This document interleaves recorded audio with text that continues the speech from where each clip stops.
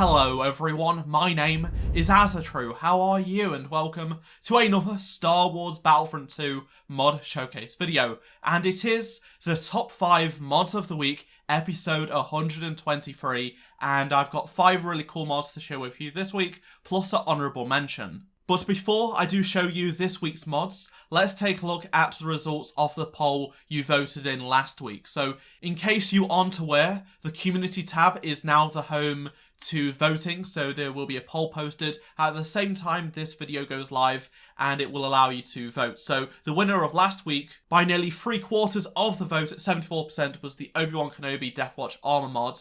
So that is probably one of the biggest gaps we've seen in this show's history. And in the runner-up position, you guys voted the Darth Maul Ultimate Collector's Pack in Lego at 12%, and then it was tight near the bottom. So 4K Kicks took 6%, the New Republic Officer did 5%, and the Lego Sith Hunters Character Pack did 3%. Moving on to the honourable mention for this week, and I have the Swamp Trooper hand mod from MankDemery. This mod replaces the young Han Solo Beckett's crew skin with the Swamp Trooper variant as seen in Solo: A Star Wars Story. This adds the Imperial Swamp Trooper skin, which is what he wore during the Battle of Mimban, and it is using a custom mesh made by MankDemery with custom textures, and it works quite well. We do really need more Solo-inspired mods because that film had a lot of great designs, and I personally enjoyed it. And now for the top 5 countdown, starting with 5th place this week, and it is Delta-07 Sev by Deveroux. This mod replaces the Urban Fighter Commando skin with Sev, otherwise known as Delta-7, from the Republic Commando game. Not only does it change the skin completely, but it also includes the signature shoulder pack, and that is a custom mesh, and it's really cool. Deveroux has created some awesome Delta Squad skins for the Clone Commando, and this one is no different, so this is really good work. In 4th place this week, I've got the Airborne Trooper reinforcement from NAaviation. So this is a brand new reinforcement for the Republic. It does not replace any of the existing reinforcements for the Republic, which is awesome. This is brand new and allows you to play as the ARC Trooper or the Clone Commando alongside the Airborne Trooper of the 212th Battalion. As you can see, it includes that custom helmet with mesh importing from Fletcher Sketch from almost a year ago now, but it is now a reinforcement. You have custom weapons available such as the scanner beacon, which allows you to do an airstrike and scan for nearby targets. There is the squad shield and combat rush abilities. There is also custom text in the respawn and collection menus, and on top of that you can equip one of 3 weapons, which is a real nice touch, something that other reinforcements can't do. There is also a custom portrait image for the respawn menus. In 3rd place this week, we've got a very similar mod to the last one, but this is the Purge Trooper add-on for instant action improvements from Claymaver and Clone Cam. So you must have Mophead's instant action improvements installed to allow this to happen, but this mod replaces the ISB agent with the Purge Troopers for the Empire. So it has custom models and textures from Claymaver, and the gameplay and text edits were made by Clone Cam.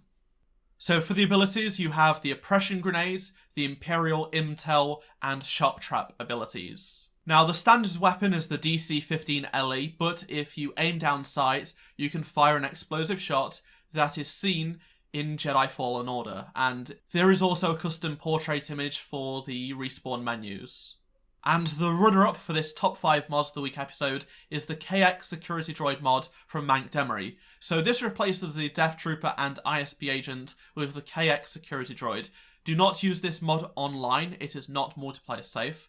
So this arrives as a reinforcement for the Empire, replacing those 2 reinforcements unfortunately, but nevertheless, it allows you to play as the KX Security Droid, and it just makes playing on Scarif so much better. So the Death Trooper's E11D has been replaced with the SE14C, and that is the reason why it is not MP safe. It honestly works quite well, to be honest. I do like the melee animations, and when you are using the ISB agent, those melee animations look so funny on it. It's just great. A Hero K2 SO mod would be really cool to see in the future with proper voice lines and stuff like that. And the winner of this top 5 mods of the week episode is the Kate Grievous mod from DAZassassin, Claymaver, and Jenna Shine. This is absolutely fantastic. It does not have full cloth physics like everything else in the game at dice quality, but if you don't mind clipping issues and some weird glitches here and there, it does work. Let's get into the mod details. The default skin simply gets the iconic cape added.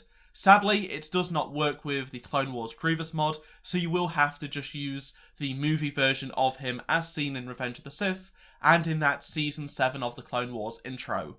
The cape is also missing the logo that is on Grievous's cape in canon, which is an inaccuracy. The battle damaged skin has a cape too, but it is cut at the bottom to reflect a battle Grievous has been in because his armour is damaged. Personally, I am not a fan of this cut cape. It just looks cheap compared to the damaged cloth of the cape on the shattered armour skin that DICE did make. That cloth work is absolutely unreal. Speaking of the shattered armour skin, this mod adds a burned cape with holes and other damage to that skin.